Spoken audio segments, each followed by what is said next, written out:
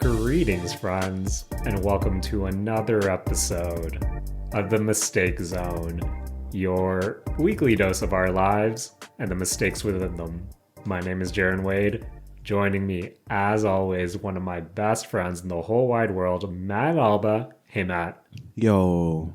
How are you doing? Yo, I'm feeling full. Matt, normally I say that's great, Matt, but I am also a full boy today because, Matt, it is the Canadian Thanksgiving weekend, and normally I save the thanks till the end, but for this occasion, Matt, want to thank you, as always, for joining me this week and editing the pod and all the fun videos that you do, including your most anticipated new anime for the fall season video up now. You can search that on YouTube or visit our blog. Gotta put in the plugs, Matt. Put in the plugs.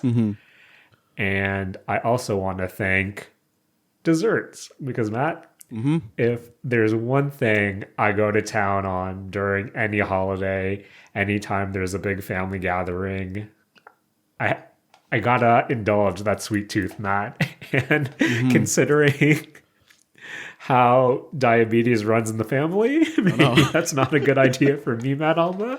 Oh no. But we'll cross that bridge when when we eventually get there. I'm currently moving my chair a bit back because sometimes when I talk about sweets, Matt, I peak, and I'm peaking right now. So while I adjust myself, Matt, you said you're feeling full. What was the damage to Beltcoon this week? Oh man, Jaren, it was pretty rough this week.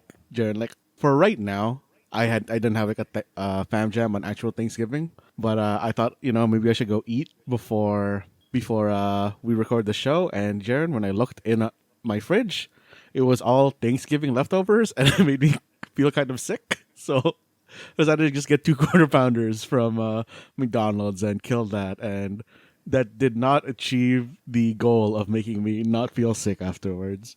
Matt, I'm no mathematician, but I'm pretty sure 2 quarter pounders, correct me if I'm wrong, Matt, is a half pounder. And that doesn't sound like it's good for you. Jaren, I think I should have just got an actual just double quarter pounder. Oh, that always weirded me out when they called it a double quarter pounder. I'm still guessing that they have a double quarter pounder still on the menu. Where I think I've gone on the record before, Matt, when I've spoken about, fast food. I'm a product of my upbringing, and I'm so used to ordering off the value menu, trying to stretch that dollar as far as I could. And even today, you can only find me at a fast place establishment if I have a coupon or a loaded offer.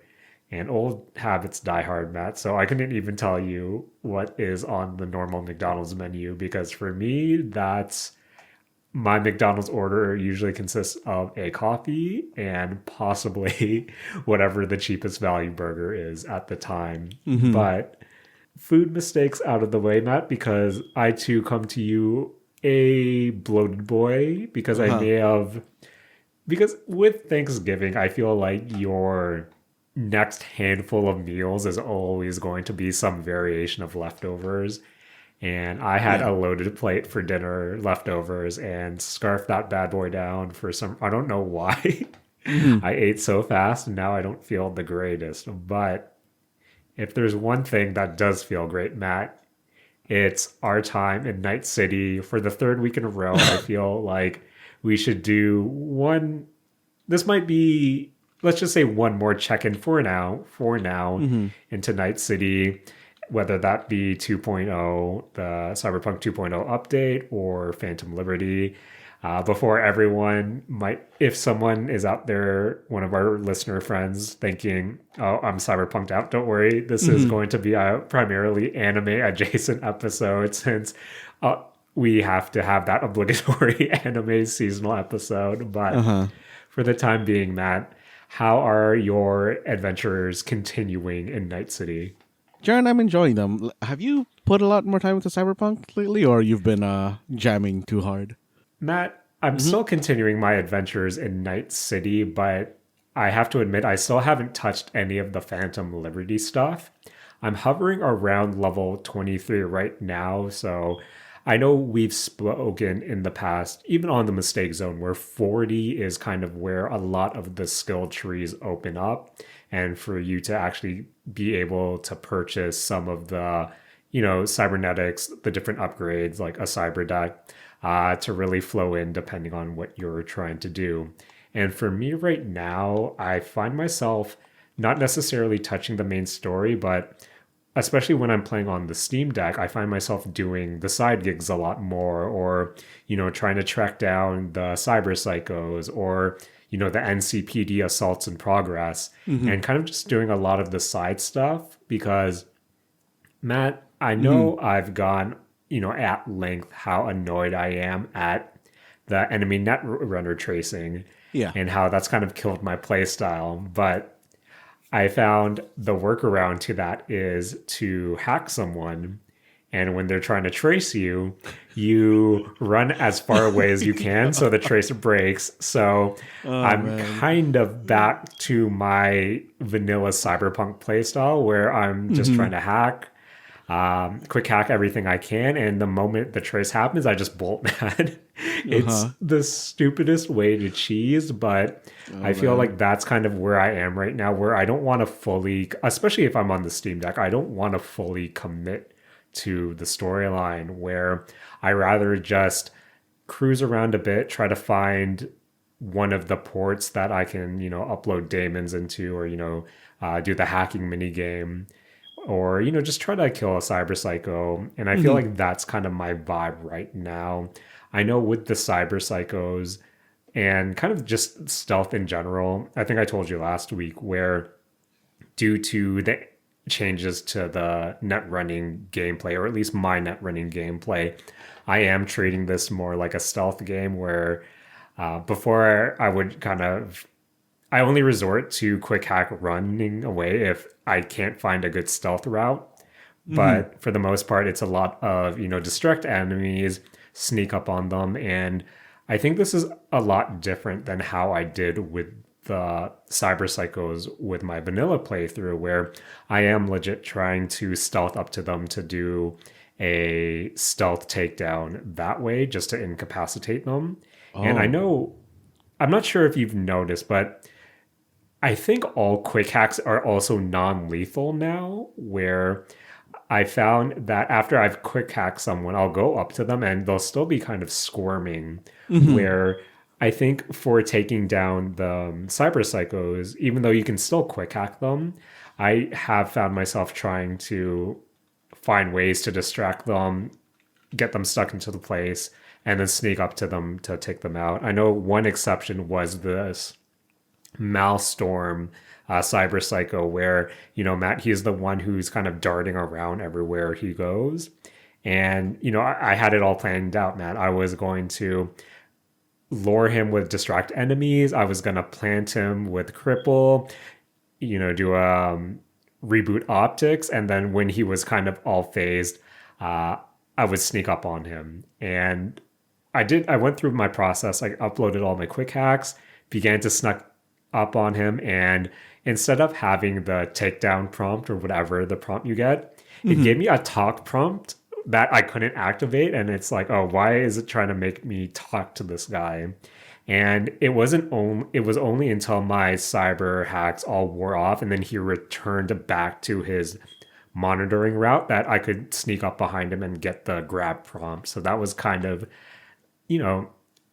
area or instances of jank have been few and far in between with my 2.0 cyberpunk experience, but I feel like this is one of the more jarring ones that I've experienced. But yeah, man, other than that, I'm still pretty low key with cyberpunk. And I know the way I kind of talk to you about, I'm kind of, over a lot of AI generated content in general. But if there was one thing that I would have loved, either AI generated or procedurally generated, just give me more cyber psychos to take down, give me more assaults and progresses, like give me some like procedurally generated side content like that. And I feel like Cyberpunk to me would be an okay, hey, I'm a mercenary and I'm kind of just going around accepting all these jobs from fixers, and stuff like that would be pretty fun for me to experience the gameplay where I only have a few bursts of time to play it, instead of okay, I need to find time to really sit down and go to the Voodoo Boys or meet up with Judy so we can take over clouds. And I feel like these days I have to really schedule out times for that. But with the Steam Deck, I am enjoying just doing the gigs and side stuff more so, like more so the bite-sized stuff. And that's what I'm kind of doing as I try to eventually get to level 40 so I can buy the better cyber decks so I can continue to quick hack someone and run away, because Matt, I find that so funny. But yeah, Matt, that's kind of my last week with Cyberpunk. How much more have you progressed with the game, and do you have any more thoughts, whether it be with some of the 2.0 changes, because I know there was another patch, or have you played more of Phantom Liberty that you have more firm thoughts on as well? I've mostly been staying within the Phantom Liberty content since we last talked about Cyberpunk. And actually, maybe, Jaren, for you, this might be nice, because they do have one point of, as far as I can tell, kind of procedurally generated, kind of just like combat stuff. Okay. I kind of I didn't realize at first that it was being procedurally generated. I thought it was just kind of an actually like put in mission within the world.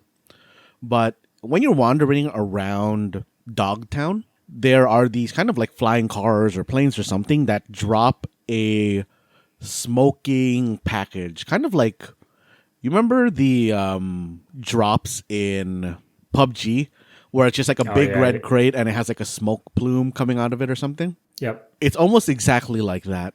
And I don't know, it's a really fun thing to see one of those drops, see all of the NPCs in the area kind of like run towards it and then start trying to open it and just get into a huge firefight that you can go join. Okay, that sounds actually really cool.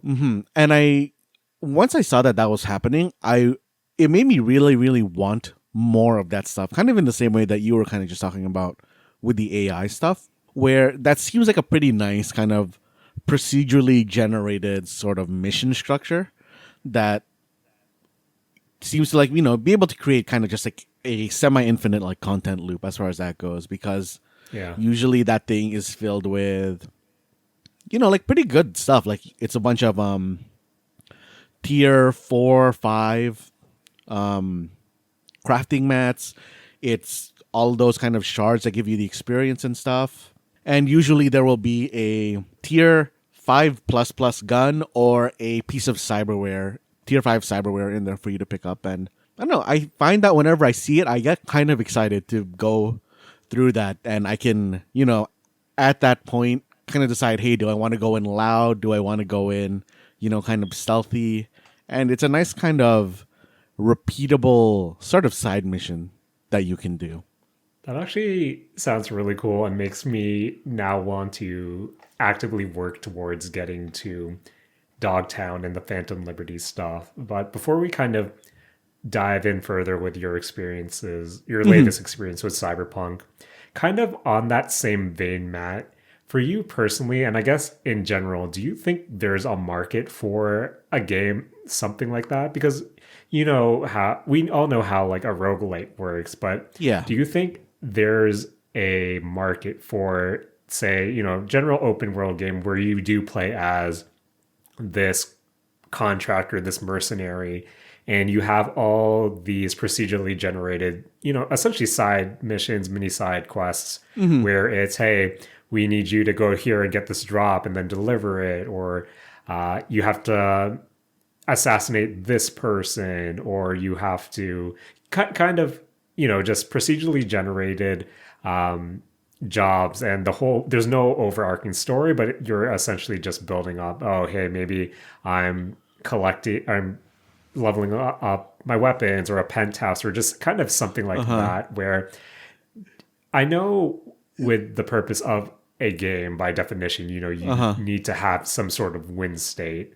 But if the whole game is just procedurally generated side missions with no overarching story other than, hey, I just want to be a cool mercenary or whatever, do you think something like that could work? Or ultimately, do you think that there needs to be some sort of structure for it to be really appealing?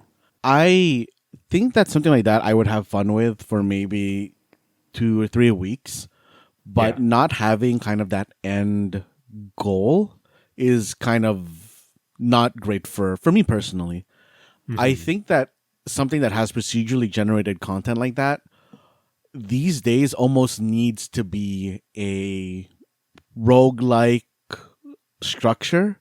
Like you need to have something that says, "Hey, this is the end for this character and now you should like go do a new one." Cuz Yeah. cuz I'm kind of just imagining a version of Cyberpunk right now cuz I guess that is what we're playing and that's the topic that we're on where Hmm.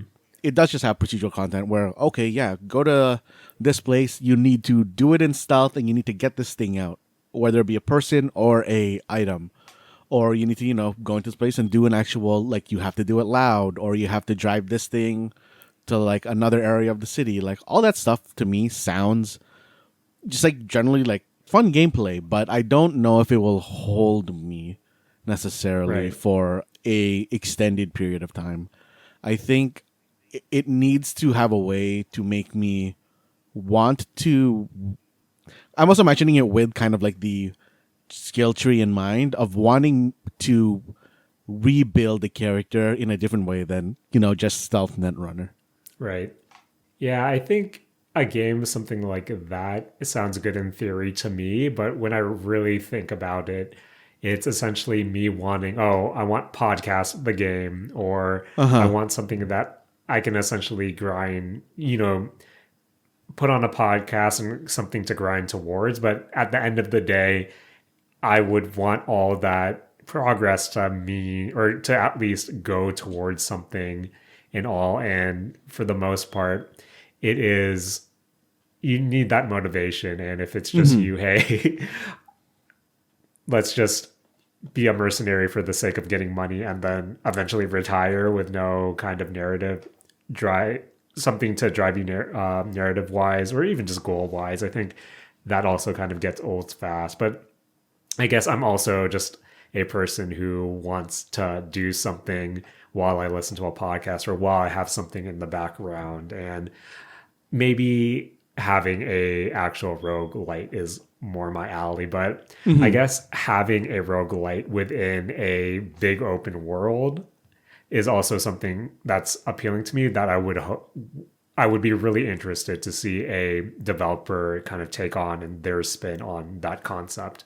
Hmm. Because a lot of the roguelites I play, or pretty much all the roguelites I have played so far, have been kind of in this enclosed area.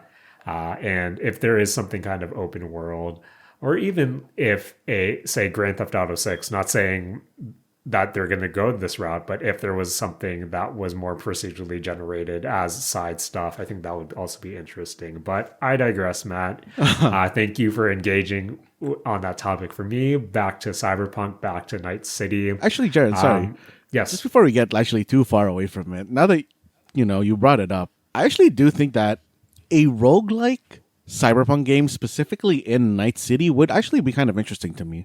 because I don't think I can recall any roguelike games where you are always in a fixed environment. I Hmm. think it would be very interesting to do something like, Night City, you're trying to become a legend to the afterlife or something, right? So you're Right. trying to Right. hit whatever big mission, you're trying to hit whatever big bad. And whether you make it to the end or not, like once your character dies, I don't know, time skips to like Cyberpunk 2088 and it's 10 years later since your character died and Night City will maybe structurally be mostly the same, but you're able to move around in a city where hey, maybe Tiger Claws don't own Japantown anymore and now it's like Oh, okay. redone with all the I literally cannot name another gang right now, like the Animals or something. And I feel like that would be Yeah. maybe an interesting twist on it. That would be really, yeah. I think an open world roguelite, depending on how it's, I guess, presented, would be really interesting to see. And even on the topic of Cyberpunk, I think the ultimate goal would be to kind of get your own drink at the afterlife. Uh huh. And I think that would be kind of cool too when you're just scrolling through them, or the bartender asks you, "Hey, what do you want to drink?" And then you can kind of see, here's your successful runs. And yeah, I think Cyberpunk has a good amount of opportunities for at least window dressing for any of the spin-offs. So that's why I'm really curious to see what they do in the future, especially, since it was announced that, after Phantom Liberty, there's really nothing else major coming to the game. They're all hands on deck on, the next Witcher, the next Cyberpunk, and I would like to see how they kind of build upon this Night City, and especially with the success of Edge Runners, if they'll kind of adapt some of that anime sensibilities in either the mainline game or even a spin-off. Because I think I told you before, Matt, where having something that is more akin to Edge Runners aesthetically and maybe adapting, the Platinum, Devil May Cry, Bayonetta combat style as well would be, in third person would be pretty close to one of my quote unquote dream games. But that's in the future. We're here in the now. Matt, playing more through Phantom Liberty, how is it, how is it gelling with you?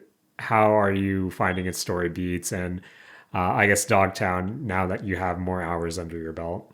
For the story beats of the main story, I'm actually really kind of enjoying it. All the characters, maybe not all, the kind of the two main characters that you're going to be ending up working with being Saul, which is Idris Elba's character, and Songbird, which is the person who contracts you for the mission, are both kind of morally ambiguous and kind of have their own kind of hidden stuff enough that I don't know. I genuinely don't know whether I should trust these characters or not. Oh, And okay. it ebbs and flows like between them because like, hey, I think last week or maybe the week before when I was talking about Idris Elba's character, I was talking about what I saw in the kind of release trailer for Phantom Liberty. His whole like, getting betrayed by Songbird within that trailer and how I didn't know that in character at that point. And since then, I've, gotten that story point in character, and it makes me now iffy of like Songbird after hearing, Idris Elba's half. But I also don't know if I trust him fully. But, Right. Jaren, it's Idris Elba, and, it's just, you gotta trust. It's Idris Elba, Jaren. And I don't know. I kind of like a lot of the unease I have with regards to, is this person playing me or not? Right. Okay.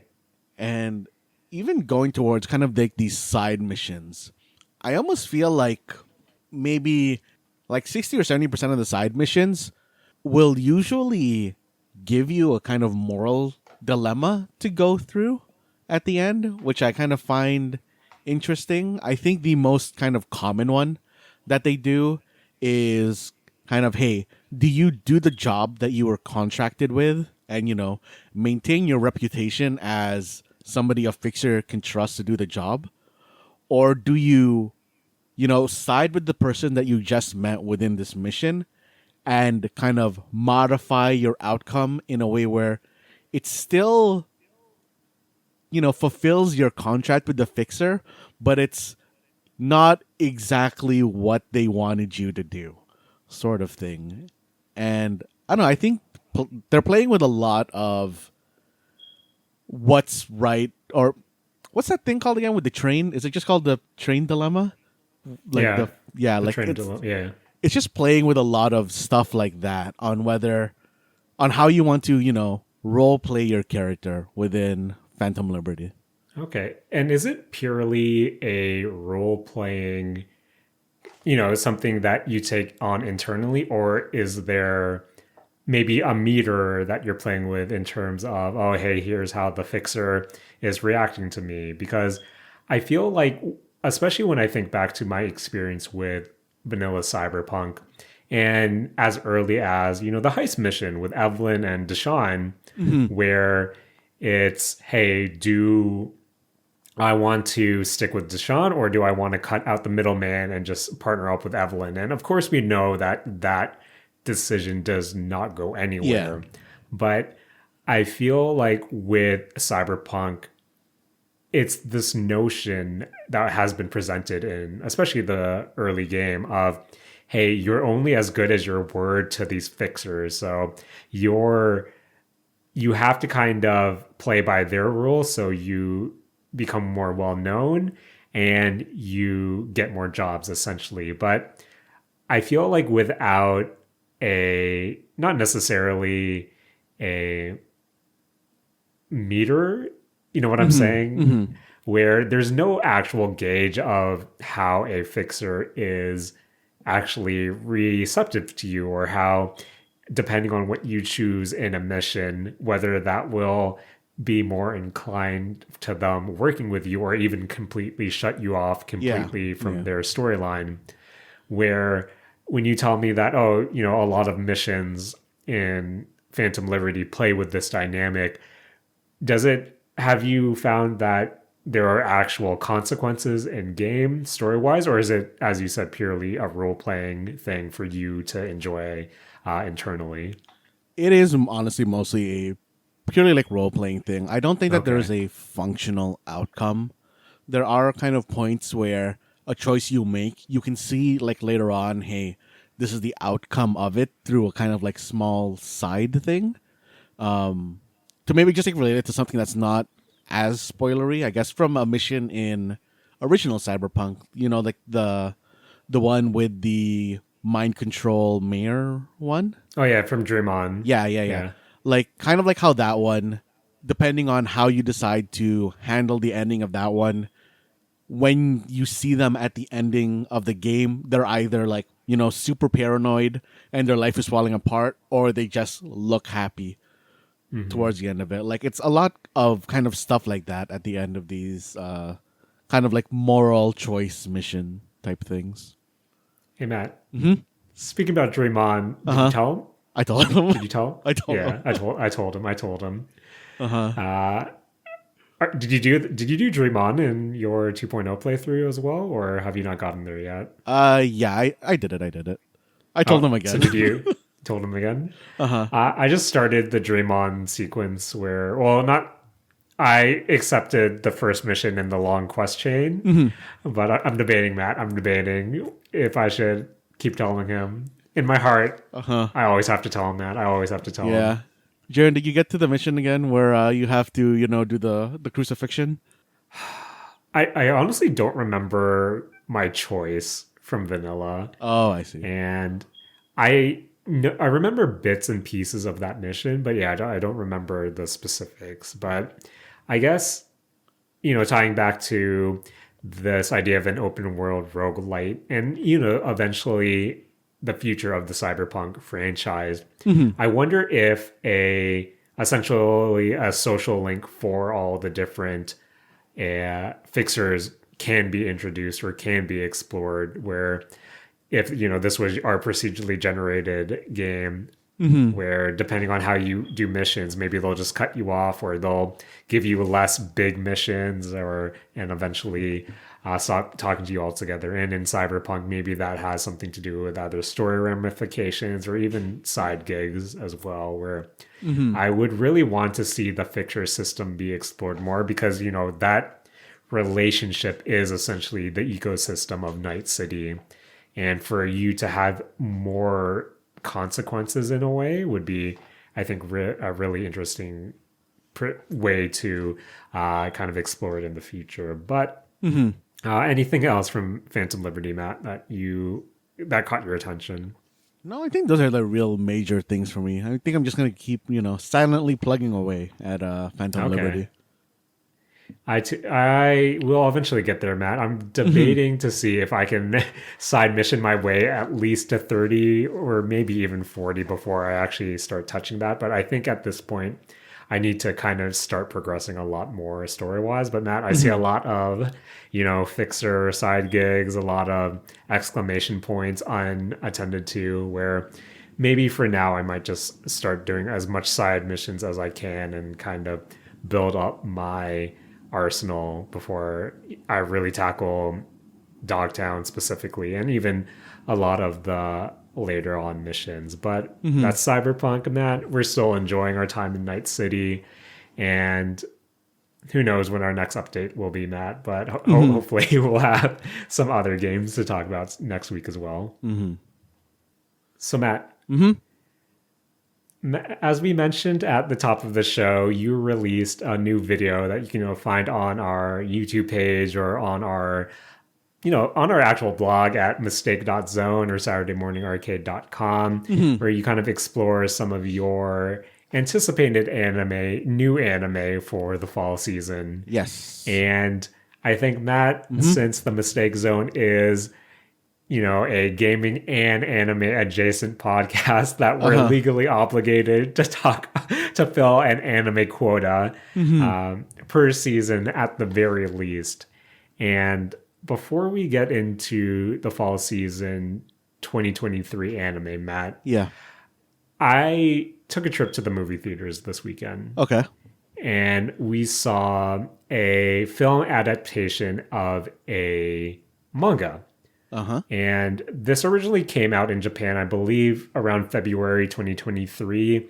And this was a limited release here in North America for October 8th and October 9th. And the film I'm talking about is Blue Giant, which is based on the manga that I believe has 10 volumes. And I'm not familiar with the manga, Matt, so I'm not sure how much of the content within the film Blue Giant corresponds to how many manga chapters or volumes. So I'm just going to keep my thoughts purely to the film itself.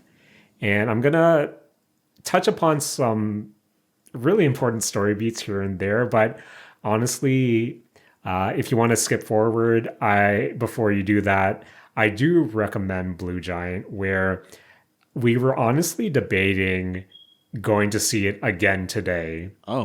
During the second day of its limited screening, just because I believe it's around 2 hours in all. And I think from a purely production level, Matt, didn't know the Promised Neverland people also made a jazz anime film.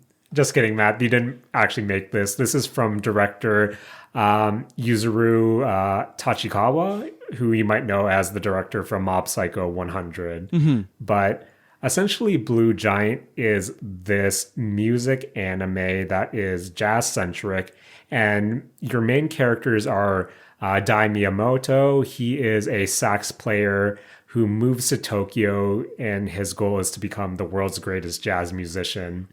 In order to accomplish that goal, he'll need to put together a jazz band to get himself on the map. When he gets to Tokyo, he meets Yukinori, who is a pianist, and he's more so your cocky but talented archetype, where he's very technical. He's been practicing for 14 years, and he's that type of character in your music anime. He's the contrast to Dai's character, who has only been playing sax for 3 years, but he's so naturally gifted. He plays with his heart. His emotions, come through his music. And to round out their band, you have Shinji, who is on drums. He's kind of from Dai's hometown. He's a college student in Tokyo. And he's one day inspired by Dai's music, sax playing, so he takes it upon himself to learn the drums. And you're essentially seeing this jazz band whose name is Jazz, like Jass. And their whole goal is to perform at So Blue, which is this famous jazz club in Tokyo, while still in their 20s. So within this 2 hour film, you see the growth of these characters, and it's actually really weird because Matt, there's a Okay. lot of foreshadowing, and it's not usually foreshadowing to me, at least, is really subtle. I think a lot of it, especially in the first half of the movie, really speaks to the finality of what this movie is trying to represent and the story it's trying to tell. Just because when Dai and Yukinori first meet each other, Dai's really asking, "Hey, I want you in a band. I feel like we can really make music together." And Yukinori, who is, this more seasoned musician, says straight off the bat, "Yeah, I'm going to use you as a stepping stone because that's Uh-huh. what jazz bands do. Like, they use each other, and, they eventually break up and go their own separate ways."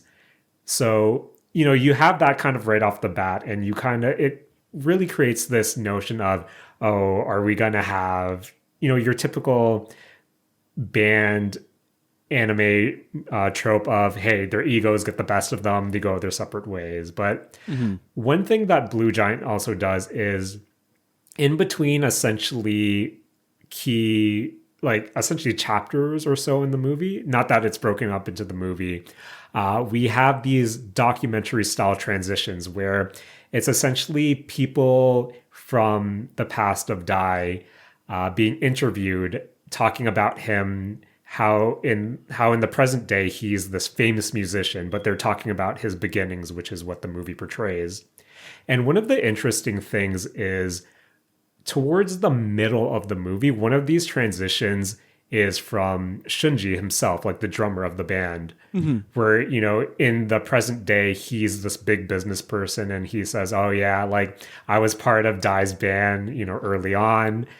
Like that. And he straight up says, "That was the best 18 months of my life." And it's something that I even joke about my associates today about how, hey, I was part of like Dai's upbringing. And before I kind of get into it, Matt, how did you feel about anime, whether it be film, whether it be series, where, especially early on in the story, it kind of gives it away that, hey, you're going to get a definite ending? And I'm not sure if this is, something really specific, but if you can't think of an example, is that something you kind of prefer?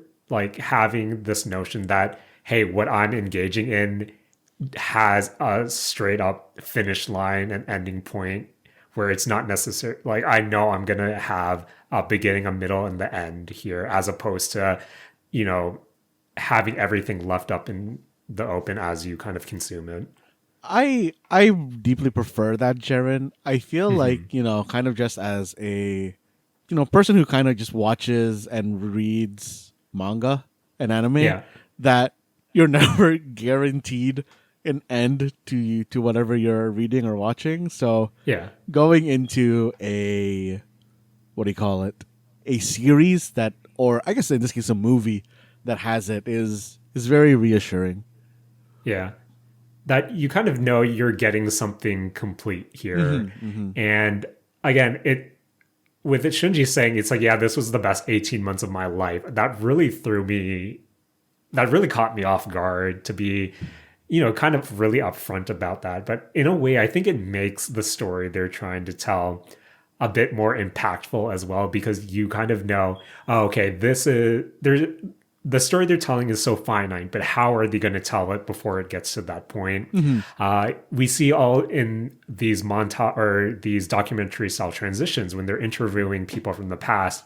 We know, okay, he eventually becomes, we know that he becomes this world famous jazz musician, but there's also something comforting in a way of seeing, okay, but how does he eventually get there? Like, what are his beginnings and how are we seeing them? So I think that Mhm. was a really welcome change of pace that I was used to. But as I said, this is a music anime, and it does a thing that I feel like pretty much all music anime these days does, where the normal, story stuff is done with, you know, hand animation, 2D animation, while the Mhm. actual live performances is done with 3D animation. Yeah. And I know it was something that I caught other moviegoers, when I was waiting in the lobby afterwards and I was hearing people talk about it. And I know one person who also attended the movie said they were disappointed that, oh, the music instances were 3D animated. And I know this was something back in the 2019 mistake zone that we talked about with the Bang Dream manga and how, I mean, the Bang Dream anime, how I was a bit disappointed that, oh, they're adapting to this new 3D style because Matt, I came up with K-On! But at the same time, I feel like the 3D animation for something like Blue Giant is really needed because it in a music anime for it to be so focused on music and especially with jazz, the intricacies of them playing, that if you were to hand animate it or do 2D animation, Yeah. you always run the fear of, oh, how well does it sync to the music? Because this was also something that I was thinking about in a music anime. The most important thing to me is, of course, the music. But if you're going in as a more casual viewer who might not necessarily be a fan of, say, jazz in this instance, or just music in general, you still need to be able to capture their attention as well and make it engaging for them. And that's something I really loved about how the jazz performances in Blue Giant were presented, where it is a lot of visual effects, and for it to complement the music so well that, Matt, do you find that with a really good music anime, especially when it comes to performances, it really has to draw upon shonen sensibilities and kind of all these different visual effects just to kind of keep a user or a viewer engaged, especially if they're not into the music side of things? And what I mean by that is throughout a lot of the jazz performances that we see through Blue Giant, you'll see a lot of different effects, different ways that they frame it, with, say, Dai's just going ham at the saxophone, and we'll see like a lot of different lights coming from the saxophone, a lot of close-ups to his eyes, different, or say when Yukinori is playing the piano, we'll have a lot of framing of him playing through the reflection of an ice cube, and just having all these different visual cues, visual effects being overlaid on like a simple performance just to show how intense this is, how much, how much of themselves they're putting into their performances. I feel like you have to draw upon those shonen sensibilities. You have to draw upon those shonen visual cues to make this, to not only appeal to a more casual viewer, but to really show the intensity of what these characters are doing. Where I think at the core, a good music anime has to have those shonen callbacks. And I guess from the music anime that, you've engaged in, Matt, are you a fan of having that visual style, or would you just want kind of a straight up, hey, let the band perform as a band? I think that the only time I want to see the band perform as a band is if it's a story piece moment more than a music piece moment, if that Right. makes sense. Okay. I almost feel like the way you were describing it, Jaren, I wasn't even thinking about a shonen necessarily. What I was kind of playing in my head was more so like a K-pop music video. Oh, okay. Yeah. Point taken. Point taken. Where like you kind of have all these kind of flashy effects to draw you in. You're getting kind of pulled into the mood of the song, the music, and everything through its visuals and stuff like that. So I really do think that is probably a really good way to do these music segments. Like when I think of a non-super effect filled moment within music anime, right now two are coming to mind in particular. Like one is kind of at the end of Bochi the Rock when he like right before she drops her solo, trying to get like the audience back on their side. Like Yes. that was a pretty kind of effects light moment. And the one that I like more so relate to a story piece moment rather than a music moment within a music anime is kind of the end of the Beck anime when they're performing at Grateful Live and Yeah, yeah, everybody yeah, is yeah. slowly all the like each of the band members is slowly coming in and it's layering everybody's instrument over each other. Like I feel Right. like that was also less of a shonen piece and more of a story piece where the visuals were a lot more normal. Oh, that totally makes sense. And I think the reason why the visuals play such an important piece in Blue Giant is that, again, Matt, I come from K-On, I come from Back, I come from Bang Dream, where I'm used, you're watching for all intents and purposes, a 20-minute anime episode. And when you have a music subsection of that episode, you're used to a more condensed version where a song might be a minute or two at most. And at that point, it's really hard for you, especially given the setting, that, hey, you have to kind of play it as it is, where we're just a bit up and coming band or a high school band. Let just show us performing, and do a few, like a minute or two of music, and then on to the next story beat. And the reason why I think it's so important to have the visuals in Blue Giant specifically is we're not getting the shortened versions of songs. We're getting, music numbers that last, 3 minutes, 5 minutes. And I wasn't counting, but even the final song, the whole climax of the film itself, I think it runs on to close to, including the encore, like 10 minutes, 12 minutes in all. And I think when you have something that long, you need to be able to have a visual element that complements it, just because you're working with, I think it's the best of both worlds at that point, where you have the story beats of, hey, this is our last performance, we have to go all out, mixed in with, as a story perspective, mixed in with, hey, we're just gonna show everything that we have, leave it all on stage, show all our raw emotion, and then have the visuals to back it up. Where honestly, I can't wait for I hope this comes to streaming just so I can just relive that end sequence in its entirety, just because I was honestly blown away by that, Matt. And I think the reason why I want to I mentioned the shonen aspect. And Matt, do you mind if I just kind of like do the full spoilers Oh yeah, of yeah, the I'm fine with ending? that. Where so the eventually they get an offer to play So Blue, the famous jazz club. And Matt, the day before, like they all have worked through all their insecurities. They've come together as a band and said, hey, we're going to do it. We're going to play at So Blue. And the day before, or 2 days before the concert, at his job, Yukitori is working at construction. Truck driver falls asleep in the wheel and hits a like full on crash. And the last shot of that scene is looking at his right hand, and it's fucked up, Matt. Damn. And like Shakun Y, where and so Blue is just Dai and Shunji doing a 2-person set.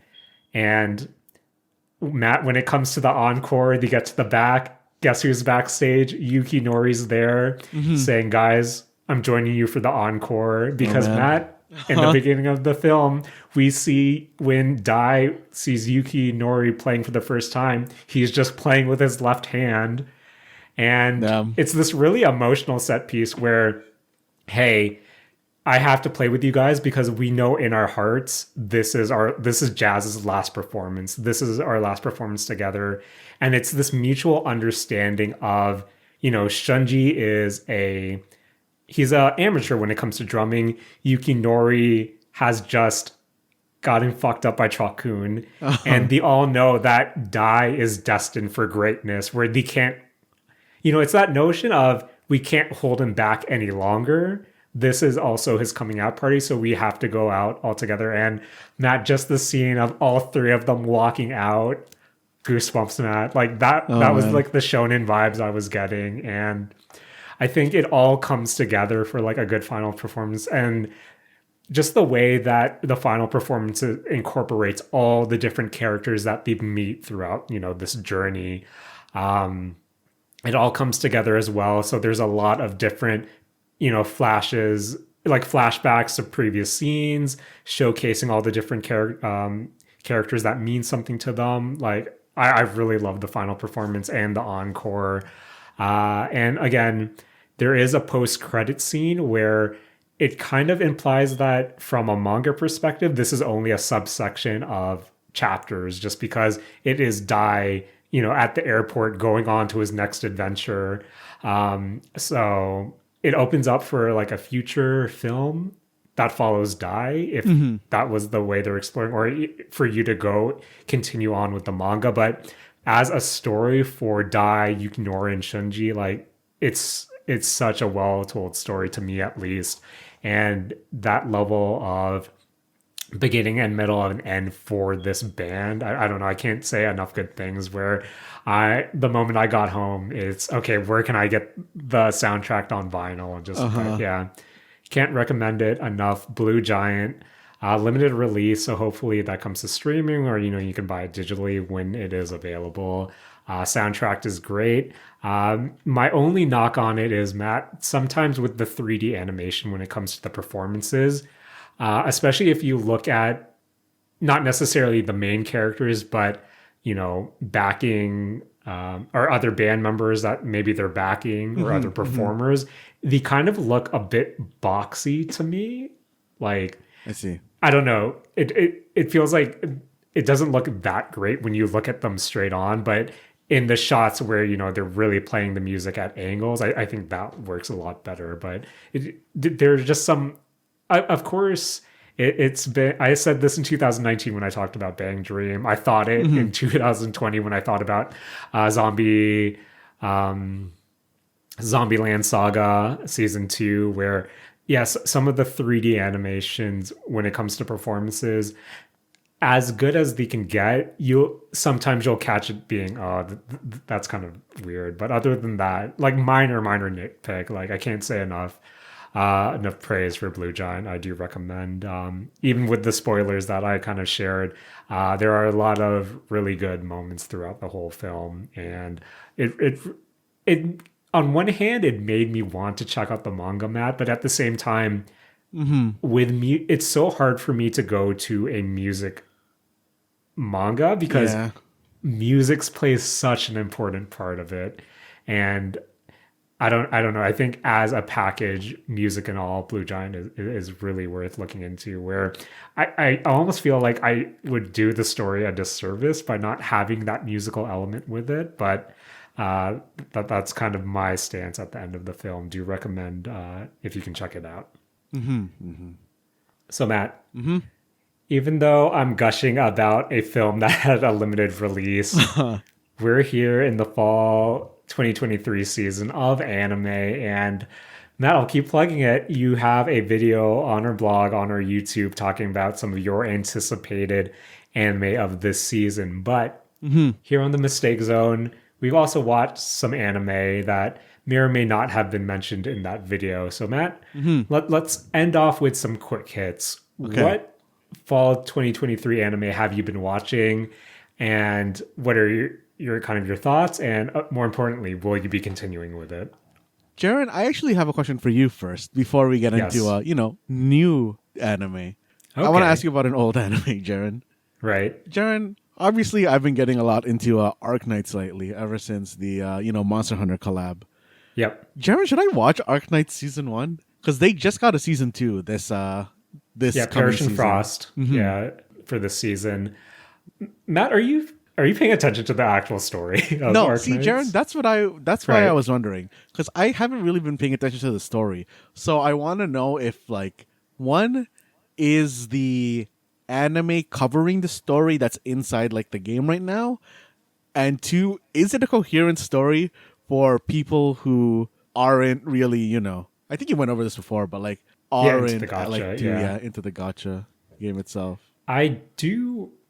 So, Matt, I have a love-hate relationship with like the Arknight story, just because I feel like at its core, the the pure foundation of Arknights, I think, is a really engaging one where, you have oropathy, or I forget what the disease is actually called, but you have this world that has this disease that once contract it, especially if it is a heavy dose of it, that's fatal. And you have this element of, oh, if you're infected, you're treated really poorly in this world. So, you have this infective rebellion.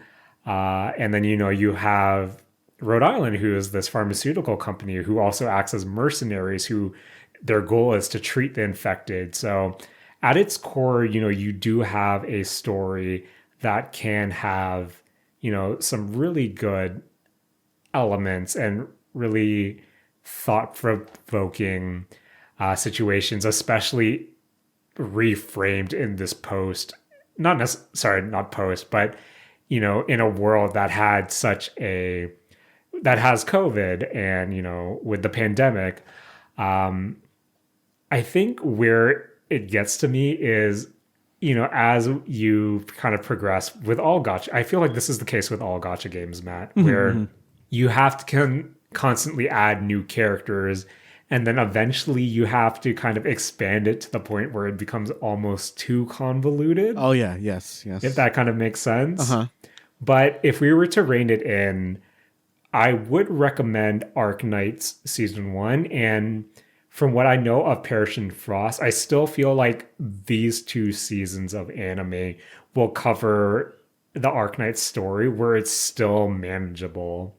Okay. And I would recommend watching it. And I know Season 1 is kind of on the shorter side as well, where I feel like you'll still, as a game player who is kind of skipping through the story, I feel like it covers all the important story beats for you to actually know what the world is of Arknights. Nice. And likewise, I would recommend Perish and Frost, just because based on the story itself in the game, I feel like you're introduced to a lot of more interesting characters, and it really fleshes out that core story as well. Okay. That was introduced in Season 1. And essentially it's still kind of pure in a sense. So that's why I recommend it. And even though Arknights itself has like a lot of good side stories, but again, you have so much story content where, one, it's hard to kind of consume, and two, I prefer like the more,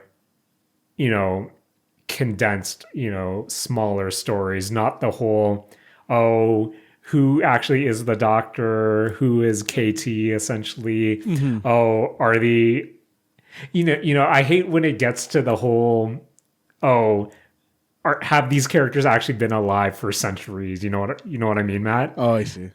Where I want it more kind of contained, and something like Season 1 of Arknights, and hopefully with Perish and Frost, it's still contained, in my opinion, where I would recommend it, especially if you're kind of getting into the game. It gives you a lot better context. And I'll just say it, Matt, it will make you have an appreciation of characters that you might not have an appreciation for, just because you kind of see them as concepts of, hey, I need a guard, I'm going to pick Saria, or I need a healer, I'm going to pick Silence. But then it's kind of good to know some backstory as well. And again, there's a lot of story and text to wade through that I feel like it's an easier way to consume the story rather than just reading, what was it, like 4,000 characters of text for Perish and Frost. So I wouldn't recommend checking it out, especially if you're playing the game. Jaren, that just makes it sound like it's gonna make me want to roll for specific characters from now after I finish watching this anime. Yeah, Matt, Uh-huh. hopefully you don't fall in love with W because she's gonna be Oh, a hard man. one to get. Jared, I've been like hard hard rolling like right now. Or not right now, but like Really? recently, Jared, Okay. I made a huge mistake, I think, in terms of spending stuff because I didn't know how hard it was to get yellow certs. And I just Yeah. like blew a lot of them on bullshit. Matt, Uh-huh.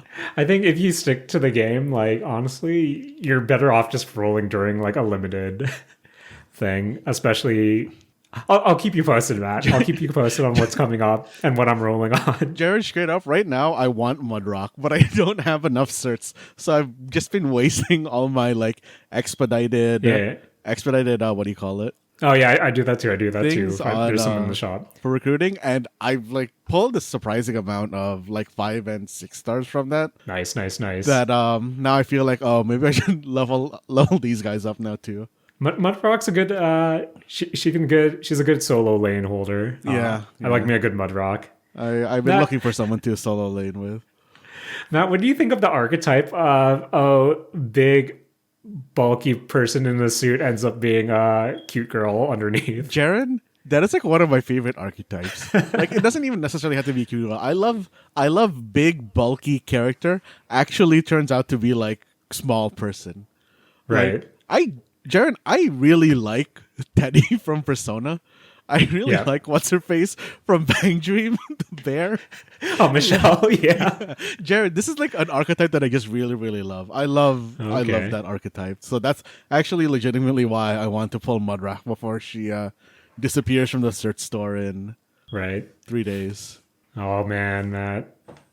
Oh man, Hopefully you get her. Hopefully you get her. close, Jared. I'm at 170 certs soon. Oh, you are close. You're soon, Matt. Soon, Soon. soon. Just gotta keep pulling the head hunting or whatever. I believe, Matt. I believe. Oh man, I believe too. Jared, sorry, one more thing. Jared, Yeah, I yeah. was so tilted that you can't add an individual amount of money to your Google Play Store money because I have $6 and I think like 18 cents in my Yes. Google Play wallet from selling my information to Google through Google course. Rewards, and with tax, the monthly pass is $6.78, and I can't use. Spend what's in my Google wallet and then finish the rest with the credit card. You need all of it in Wait, your Google really? wallet. Yeah. You can't? No, you can't. Oh, that's weird. I'm Oh, so salty. huh. Oh, Sorry, man. Matt. I've sold enough information to Google Oh, where I man. don't run into that issue. Where I'm kind of. I thought it worked like Steam, where it lets you top off. Yeah, any purchase. I thought that as well. But, Matt, you know what that means. You gotta keep Yeah. running down areas. Gotta go downtown. Yep. So you can get those surveys, Matt. Mm-hmm. Thanks, Big Google. Damn Google. But Jaren, I think we should actually, talk about new anime instead of complaining Okay. about complaining about gacha games.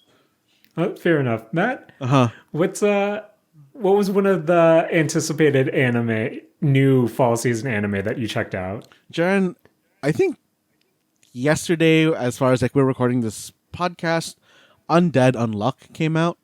Right. Jaren, that's a great anime. The animation style is very nice. The humor in it is very like about what I like in a shonen, and the characters themselves are all kind of like bright, happy, feel good as far as Okay. you can be in a show where the main goal is the death of a main character. Oh, okay. So Matt, Mm-hmm. when you told me that you watched it this week, and I wanted to check it out as well, just so I could try to talk to you about it, but I don't think it's on Crunchyroll. So, what's the general premise of the anime? And of course, Matt, do you think it's something that might be in my wheelhouse? Jaren, I think this might not necessarily be in your wheelhouse. I don't know how you feel about it, because I think this is a very shonen-y shonen without much Okay. else to it. But the Right. basic premise is kind of twofold, if I had to say. The first is kind of following the two main characters, Undead and Unluck. Undead is kind of like an undying being who's been around for supposedly a century or two, and his main goal in life right now is to kind of just kill himself so that he can finally, die. And he just Right. because he doesn't want to be around anymore. And Unluck is a girl who kind of has this power where the longer you touch her, the more bad luck you build up, and then that leads to bad things happening to you. So the basic premise there is that Undead and Unluck are kind of like, Undead is more so hanging around Unluck to siphon bad luck so that maybe he can eventually die. That's like their main conceit. And then there's a second kind of story where there's like this other faction of people with superpowers, and through kind of their own kind of like rules, they are not allowed to have any more than like X amount of these superpower people existing. So they have to eliminate them. So the story is basically Undead and Unluck doing their own thing, and then this other group of superpower people trying to get rid of them. And inversely, also, once they learn about it, they're trying to join this organization. Because the organization itself isn't necessarily like strict on who is within the X amount of people who are allowed to exist within while having powers. It's just only X amount of people can have it. So that's kind of like the circle that this story is going through. Man, yeah, I feel like I should give this at least one episode. I think the premise sounds interesting enough. Mm-hmm. And when you mention how it's kind of two central characters, Matt, have you heard anything of Migi and Dali? I don't think I have. So essentially, I haven't watched it, but the premise seems like something that I might be into. But Matt, here's my favorite part of the mistake zone: me reading anime descriptions. Okay. Matt, after finally adopting a child, the Sonoyamas were unprepared for the mystery that would soon unravel. Hitori seems to be the perfect son for his loving parents. He's handsome, intelligent, and grateful for his new lavish life. But he has a dark secret. Hitori is actually twins Migi and Dali, pretending to be one boy, and they have a terrifying motive behind their hidden identity. Jared, is this just the Prestige? It might be, Matt.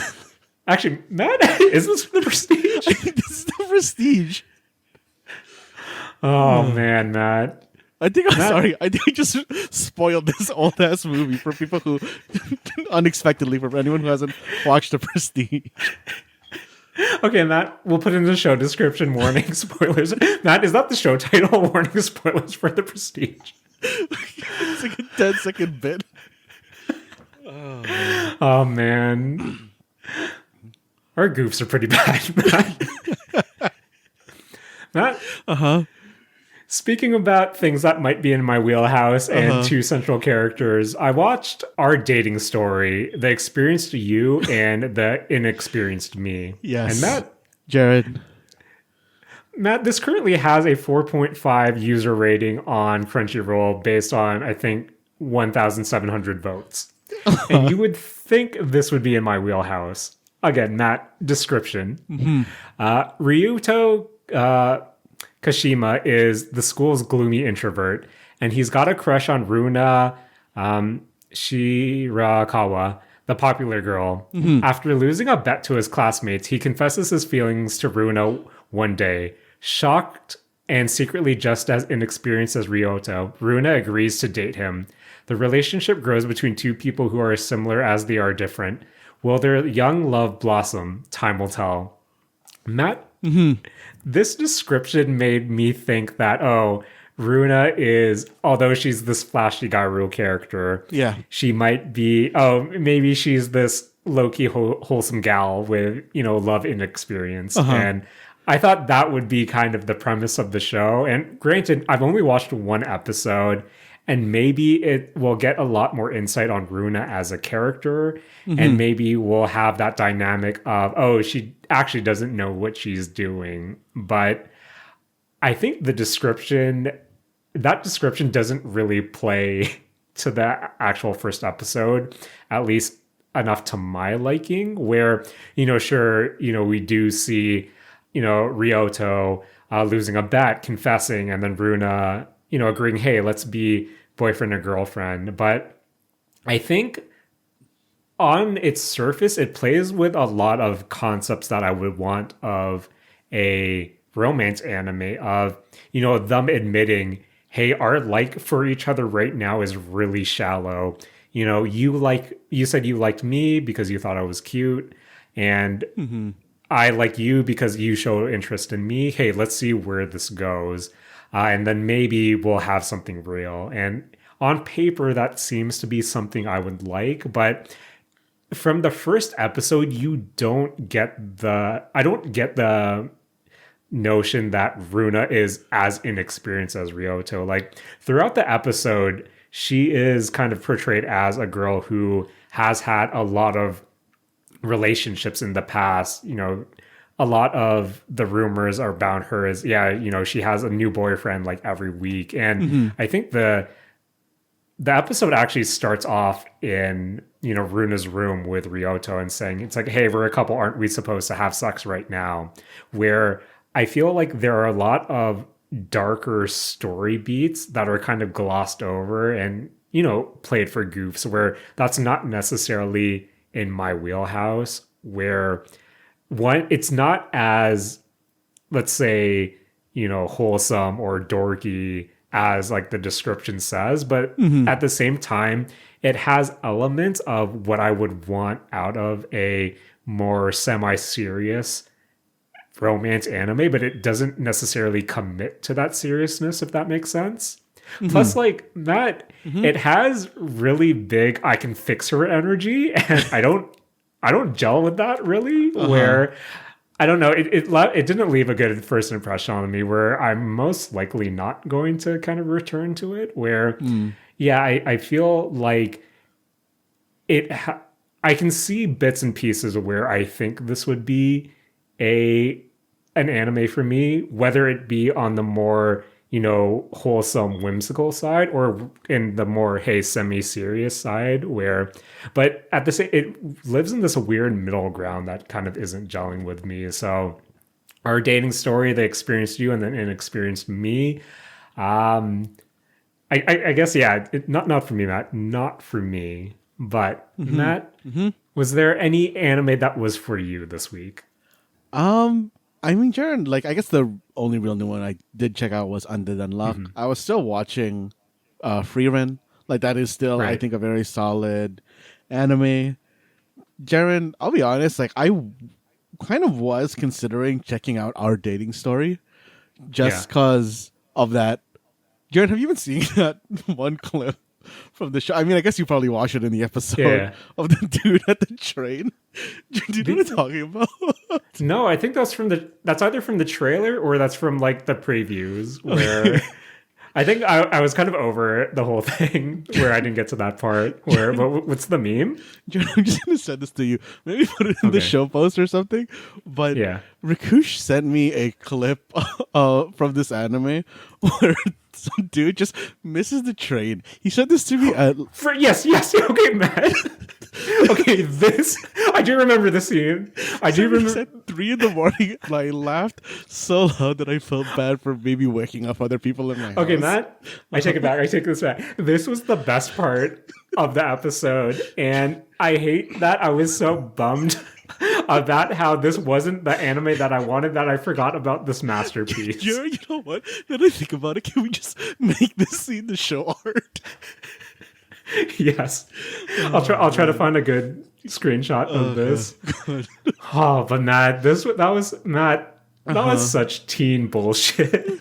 Like, I can totally see me being the NPC of the situation where I have this this cute young couple doing cute young couple things and me missing the door to my train.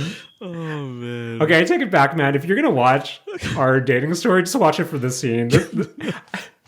My hot take for Our Dating Story: the show peaks at this 3 seconds. Oh man, this is such a good scene. Oh man, Matt, it's a good scene. It's a good scene. But Matt, speaking about things that are in my wheelhouse, I know I said it last week or maybe 2 weeks ago. I watched the first 2 episodes of I'm in love with the Villainess. You know, our Atomi Isekai anime with slight Yuri vibes, but Classic Matt, Jaren. I feel like it's an isekai story. It's within the same vein as the villainous genre, where I think I think I told you, Matt, where one of my favorite subgenres of isekai is the one that follows the villainous. And, with a lot of the Otome isekai adaptations or stories, Matt, do you prefer the villainous role of, hey, I need to make sure that I don't end up dying by the end of the story? Or do you prefer where the isekai person in question becomes the protagonist and they're trying to subvert the expectations of this gaming world? I think I prefer the second one. Actually, I don't know if this is necessarily like that common in villainous stuff, Yeah. but in like kind of similar storylines or kind of story plots specifically, I kind of like the I've taken over side character and I'm just gonna GTFO out of the main story Right. sort of thing. Oh, which is that's like, a good one. which is one I like as well. But yeah, I'm in love with the villainous. It's your comfy slice of life, isekai adventure. Matt, when it comes to an isekai, how much of the pre-isekai life do you want to see, or do you like to have? Do you prefer it to be a good chunk of the episode, or do you like it like I'm in love with the villainous, where it's like 3 seconds and then you're instantly in it? Yeah, I think for an isekai specifically, Yeah. I honestly don't care too much about their past life. Like, Right. I need enough information to know whether your past life was like relevant, like in stuff Right. like, like isekai pharmacy, where the guy was a pharmacist before, so you want to know that beforehand. Yeah, I think with I'm in love with the villainess. Again, it's snappy. We see her in her previous life for 3 seconds playing the Otome game, and then she falls asleep and wakes up as the protagonist of the game. And I think one of the goofs in the story that I like when isekai media or stories, do this is that self-awareness that, oh, I'm still technically the protagonist of the game, where I like how Ray's the protagonist. And there's at least one instance within the first 2 episodes when she realizes, oh, wait, this was a flag for one of the Prince romance options. I need to kill this as fast as possible so I can go back to trying to romance the villainess. And I think with the story that they're trying to tell, it's a lot more. Even though Ray constantly tells Claire, the villainess, that she's in love with her, it's more so that of, hey, as much as I'm in love with you, I want you to do your best. And even if that means you falling for one of the princes, because in the game, Claire likes one of the princes, like we see Ray try to push her towards that prince as well, where I think this is true of the manga as well, where early on, even though it is this unreciprocated love that Ray has for Claire, it is also part, hey, I just adore you as a person, and even if I can't have you as a romantic partner, I just want you to be happy. So you still get that vibe where I do recommend it if you just want like wacky magical high school kind of hijinks, but at the same time, just be aware that it's a lot of Ray fangirling over Claire and her not really, her trying to be as tsundere as possible. So that's the first 2 episodes of I'm in love with the villainess. There are a bunch of other anime this season. Matt has recommended. I'll plug it again, Matt.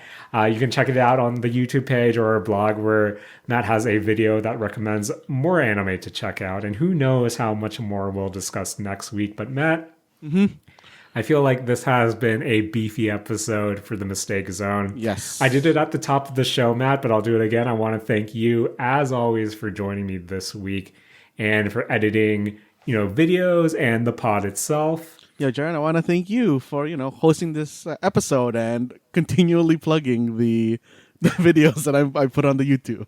Thanks, man. I want to thank Matt. I want to thank Night City. I want to thank the mission Dream On. I want to thank Idris Elba.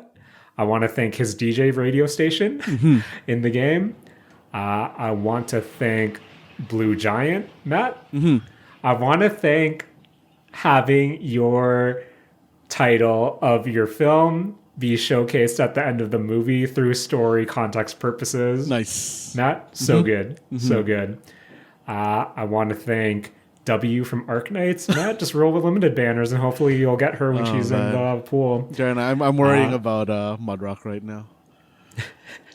When you net at a time, Matt, when you knit at a time. I want to thank anime that has two protagonists, I guess. And I want to thank Villainous anime. Jaren, Yes? I have some things I don't want to thank. Okay. Jaren, I specifically don't want to thank the Google Wallet for not letting me add like 60 cents to my plaything so I don't have to spend You should be able $6. to top off. You should be able to top. Nintendo lets you top off, and that's saying something. Jaren, sorry. That actually just reminded me.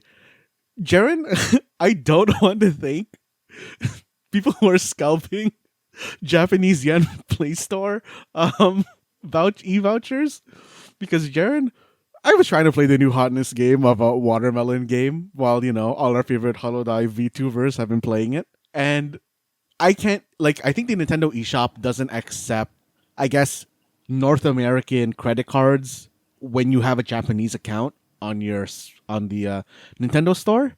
Also, for some reason, wouldn't let me use my PayPal with it either, even though I connected them together, and I thought that maybe I'd be able to get through it that way, but apparently not. Jaren, I looked up how much a 500 yen kind of e-store credit card is, and people are selling those for 12 Canadian dollars. So I hate it, Matt. I hate it.